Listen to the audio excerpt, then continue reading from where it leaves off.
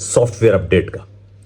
بات یہ ایک بڑی شرمناک بات ہے، یہ بہت ہی شرمناک اور افسوسناک بات ہے۔ سے کچھ برس پہلے ہم سب کے سامنے ہے، جب بلوچ اٹھائے جاتے تھے، سندھی اٹھائے جاتے تھے، پشتون اٹھائے جاتے تھے، تو عمران ریاض کئی مرتبہ اپنے وی لاگز میں کہا کرتے تھے کچھ تو کیا ہوگا، ایسے تو کوئی نہیں اٹھاتا۔ یاد رکھیے کہ لا قانونیت، اغوا، دھونس، دھمکی، ان راستوں سے کبھی کسی صورت کسی معاشرے میں امن نہیں آ سکتا۔ جو بھی قوت یہ راستے اختیار کرتی ہے وہ کبھی بھی کوئی اچھی یا سچی قوت نہیں ہو سکتی۔ آج اس پر ہنس رہے ہیں، وہ بھی انتہائی شرمناک راستے کا انتخاب کر رہے ہیں، کل ان کو آج اسی دلیل کے تحت اٹھایا جائے گا۔ دوستو آداب عرض ہے، امید ہے آپ ٹھیک ٹھاک ہوں گے۔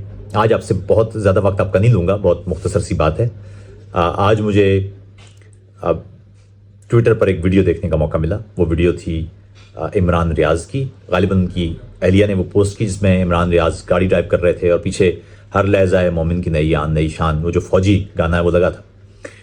لیکن اس موقع پر کچھ نون لیگ کے دوستوں نے روایتی، ہمارے یہاں جگت بازی کا رواج ہے، جملے بازی کا، تانا اور دشنام کا، انہوں نے لکھا کہ پرانے وقتوں میں کہا جاتا تھا کہ جو بچے شرارتیں کرتے تھے ان کی والدائیں ان کو کہا کرتی تھی کہ وہ انہیں حافظ دواخانہ سے دوا لے کے دیں گی تو پھر ٹھیک ہو جائے گا۔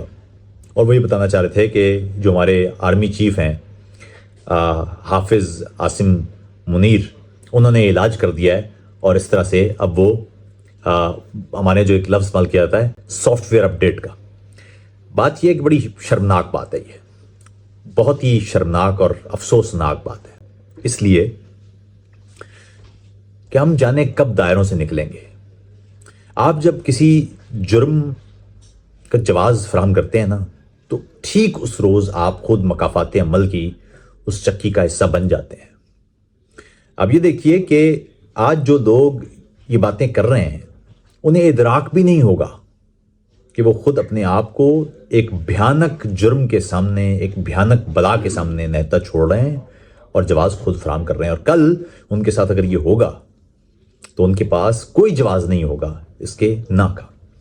آج سے کچھ برس پہلے ہم سب کے سامنے ہے، جب بلوچ اٹھائے جاتے تھے، سندھی اٹھائے جاتے تھے، پشتون اٹھائے جاتے تھے، تو عمران ریاض کئی مرتبہ اپنے وی لاگز میں کہا کرتے تھے کچھ تو کیا ہوگا، ایسے تو کوئی نہیں اٹھاتا۔ اور ہم تب کہہ رہے تھے کہ اگر آپ یہ بھی کام شروع کرتے ہیں تو اس کا انجام کبھی اچھا نہیں ہو سکتا۔ اور پھر آپ نے دیکھا کہ عمران ریاض خود ایک بھیانک اور کریہ صورتحال کا شکار ہوئے۔ میں نے اس موقع پر کئی بار بہت واضح انداز سے، دو ٹوک انداز سے عمران خان کی گمشدگی، ان کے لاپتہ ہونے، اس پر لکھا، ٹویٹر پر بہت بار لکھا، کیونکہ یاد رکھیے کہ لا قانونیت، اغوا، دھونس، دھمکی، ان راستوں سے کبھی کسی صورت کسی معاشرے میں امن نہیں آ سکتا۔ جو بھی قوت یہ راستے اختیار کرتی ہے وہ کبھی بھی کوئی اچھی یا سچی قوت نہیں ہو سکتی۔ جرم اور لا قانونیت کا راستہ اختیار ہی وہ کرتا ہے جس کے پاس دلیل کا راستہ نہیں ہوتا۔ طاقت کا راستہ وہی اختیار کرتا ہے جو دلیل کی طاقت نہیں جانتا۔ ہمارے یہاں تشدد، طاقت، دھونس، اس سے اپنی بات منوانے کا ایک رواج پڑ گیا ہے، اور پچھلے 70 سال کی تاریخ جانتی ہے کہ ہمارے ہاں فوجی اشرافیہ اس کے علاوہ کوئی اور راستہ اختیار کرنے کو شاید گناہ سمجھتی ہے۔ آپ نے بنگال کا حال دیکھا ہے، یہی راستہ اختیار کیا تو آپ نے اپنے وجود کا ایک ٹکڑا الگ کر دیا۔ آپ نے یہی راستہ بلوچستان میں اختیار کیا، آپ نے یہی راستہ خیبر پختونخوا میں استعمال کیا، آپ نے یہی راستہ گلگت بلتستان میں اختیار کیا، آپ نے یہی راستہ سندھ میں اختیار کیا، آپ نے یہی راستہ پنجاب کے کئی علاقوں میں استعمال کیا۔ آپ جب تک یہ راستہ اختیار کر رہے ہیں، تقسیم اور تقسیم، اس کے راستے ہموار ہوتے جا رہے ہیں۔ اغوا، جبری گمشدگیاں، یہ کسی بھی مہذب معاشرے میں کسی صورت قبول نہیں ہو سکتی۔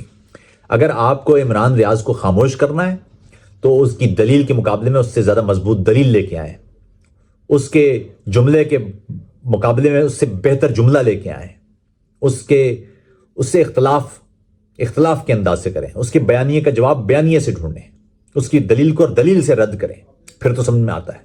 لیکن ایک شخص بول رہا ہے، وہ کتنا بھی غلط بول رہا ہو اور اس سے آپ کو کتنا بھی اختلاف کیوں نہ ہو، لیکن اگر آپ نے یہ راستہ اختیار کیا تو بہت شرمناک راستہ اختیار کیا۔ اور جو لوگ آج اس پر ہنس رہے ہیں وہ بھی انتہائی شرمناک راستے کا انتخاب کر رہے ہیں. کل ان کو آج اسی دلیل کے تحت اٹھایا جائے گا اور یہاں پر کوئی اور شخص بیٹھا ہوگا جو کہہ رہا ہوگا کہ صاحب آپ اگر اس وقت نہ بولتے, اس وقت ٹھٹھے نہ لگاتے, اس وقت اس جرم کو جائز قرار نہ دیتے تو آج یہ جرم نہ ہو رہا ہوتا.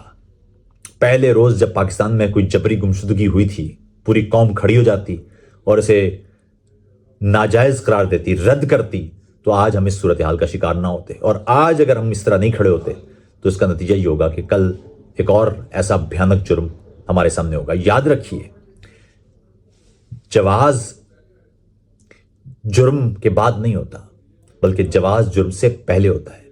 ہم جرم کرنے کے بعد جواز نہیں ڈھونڈتے, ہم پہلے جواز ڈھونڈتے ہیں اور پھر جرم ہوتا ہے. اگر آپ نے جرم کو جواز دے دیا ہے تو سمجھے کہ اب جرم ہوگا. عمران ریاض ہو یا کوئی بھی شخص ہو, اس کی کسی بھی بات سے, اس کے سیاسی نظریے سے, اس کی دلیل سے, اس کی گفتگو سے, اس کے جملوں سے شدید اختلاف ہو سکتا ہے, اور اختلاف ہوتا ہے اس اختلاف کو اختلاف سے رد کرنا چاہیے. اگر کسی نے نفرت انگیزی کی ہے, اگر کسی نے ملکی قانون توڑا ہے تو اس کا بھی بڑا سادہ سا طریقہ ہے, اس کے خلاف پرچہ کاٹیں, عدالت میں وہ جرم ثابت کریں اور اسے قانون کے مطابق سزا دیں. لیکن یہ کوئی راستہ نہیں ہو سکتا کہ ایک شخص بول رہا ہے, آپ کو اس کا بولنا پسند نہیں ہے, آپ اسے اٹھا لیں اور اسے تشدد کا نشانہ بنائیں, اسے توڑ دیں, اس کے اعصاب برباد کر دیں اور اسے پھر چھوڑ کے لوگوں کو بتائیں کہ ہم نے اس کو عبرت کا نمونہ بنا دیا ہے. اور آپ اور میں جو خود اس جرم کو اپنے سامنے ہوتے دیکھ رہے ہیں, ہم اس کے جرم پر افسوس کرنے کی بجائے, ماتم کرنے کی بجائے, انسانی حقوق کی پامالی پر شرمندہ ہونے کی بجائے, مذمت کرنے کی بجائے ہم جشن منائیں, ہم کہکے لگائیں, ہم ٹھٹھے لگائیں اور یہ سوچیں کہ کل ایسا کچھ ہمارے ساتھ نہیں ہوگا, تو ہم شاید بھول کر رہے ہیں. اپنا خیال رکھیے گا, سوچا کیجیے.